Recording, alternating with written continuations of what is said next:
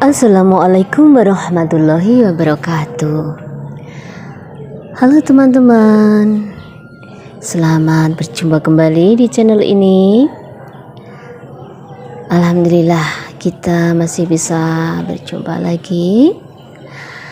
Dan marilah kita berdoa semoga kita selalu mendapatkan limpahan rahmat dari Allah Subhanahu wa Ta'ala, tidak kurang suatu apapun. Jangan lupa untuk selalu mengikuti video-video yang Mimin upload di channel ini. Terima kasih, dan tentunya saya doakan bagi yang menonton video ini selalu mendapat limpahan rahmat dari Allah Subhanahu wa Ta'ala. Amin, amin, amin ya rabbal alamin. Teman-teman, di dalam video ini saya akan membahas tentang kemelut hidup yang Mimin lansir dari buku karangan Salman As-Saha ya, dan Ibnu Salah Tabtasyani. Jadi sekali lagi ini saya bahas dari buku karangan Salman As-Saha dan Ibnu Salah Tabtasyani. Oke. Untuk pengarang buku ini ya, yang akan saya bahas ini, saya sampaikan terima kasih sebagai inspirasi saya. Semoga kita semua mendapat limpahan rahmat dari Allah Subhanahu wa Ta'ala. Amin, amin, amin ya rabbal alamin. Teman-teman, kemelut hidup. Nah,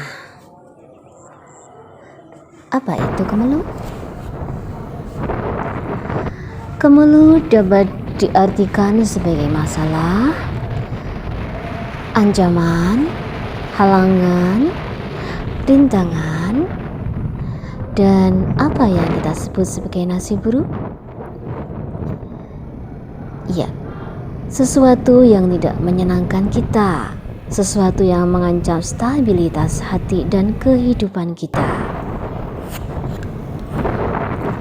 Walaupun secara umum kita dapat menuliskan ratusan atau mungkin ribuan contoh dari kemelut, toh pada akhirnya kita harus sadar bahwa kemelut itu sendiri bersifat personal. Mengapa personal? Artinya, apa yang menjadi kemelut bagi satu atau sebagian orang bisa jadi bukan apa-apa bagi yang lain. Sebagai contoh, tidak bisa makan rutin di mall. Bagi sebagian orang mungkin adalah kemelut atau pertanda adanya kemelut. Setidaknya kemelut keuangan. Tetapi bagi yang lain, hal tersebut justru sama sekali bukan masalah besar. Kenapa? Karena ia bersifat personal, maka kemelut tidak bisa semata diartikan sebagai sesuatu yang menimpa atau terjadi kepada kita, tetapi harus diartikan pula sebagai bagaimana cara kita merespon sesuatu yang menimpa atau terjadi kepada kita.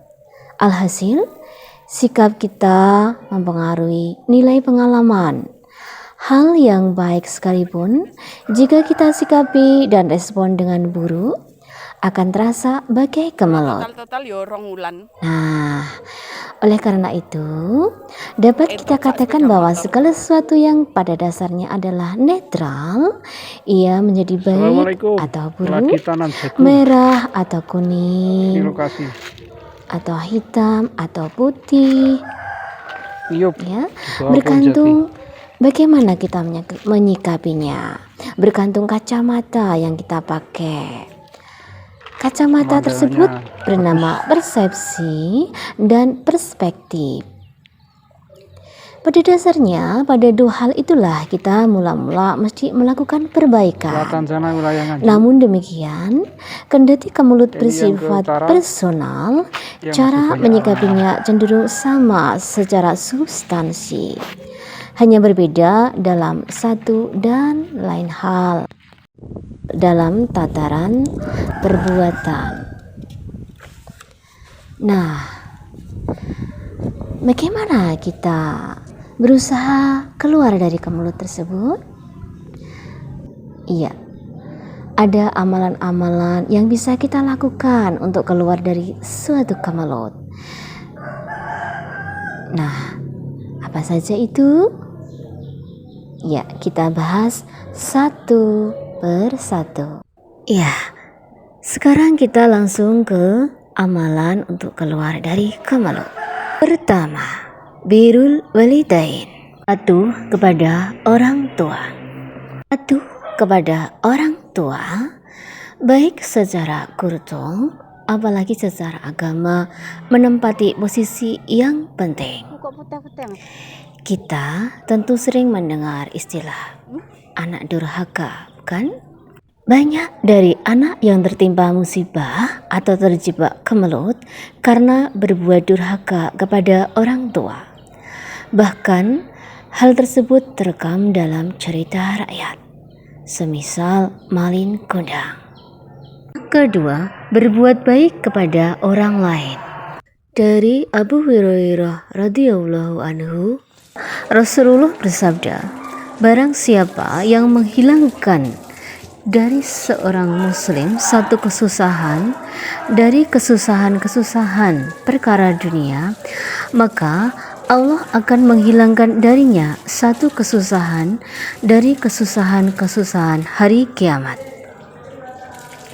Dan barang siapa yang memudahkan orang yang mengalami kesulitan, maka Allah akan memudahkannya di dunia dan di akhirat.